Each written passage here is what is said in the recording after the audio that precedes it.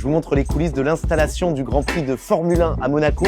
C'est une logistique extrêmement impressionnante parce que Monaco, c'est tout petit, 2 km². Et donc ce circuit de 3,337 km en pleine ville, il transforme radicalement la face de la ville. Alors pas pour juste une semaine avant le Grand Prix, mais pour une période de près de 4 mois. Il y a d'abord 7 semaines de montage, ensuite la course de Formula I, la petite sœur électrique de la Formule 1. Ensuite, 3 semaines plus tard, la course de Formule 1. Alors c'est une logistique qui est extrêmement rodée depuis des décennies, avec des dizaines de camions, des centaines de personnes. Il faut d'abord installer tout le long du circuit, rails de sécurité, poteaux, grillages, le tout soudé par des milliers de boulons. Il faut construire aussi des tribunes temporaires en tubulaire, capables d'accueillir plus de 37 000 personnes. Tous les espaces sont exploités. Regardez par exemple sur les quais. Il faut également construire le couloir des stands pour toutes les équipes sur le port. Il faut également refaire les enrobés sur la route. Vous vous en doutez bien, ce ne sont pas les mêmes que sur la route départementale du coin. Il y a une formule spéciale pour le Grand Prix et c'est une formule qui est gardée secrète. Chaque année, nous resurfaçons environ un tiers du circuit. Les voitures, les Formule 1 sont tellement puissantes aujourd'hui, 1000 chevaux. Alors ce qui rend la logistique de ce circuit aussi extrêmement impressionnante, c'est que tout est pensé au maximum pour que les Monégasques puissent continuer à vivre quand même.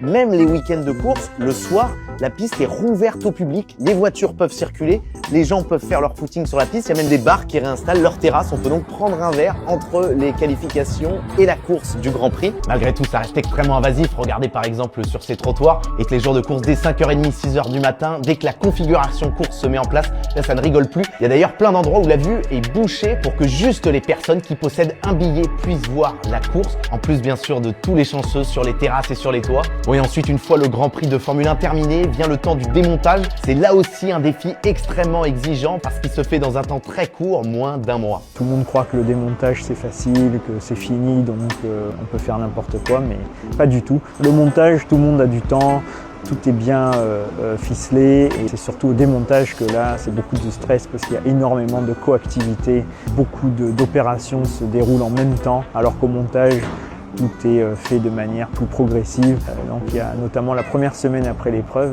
extrêmement tendue et compliquée où il faut être concentré malgré la fin du Grand Prix.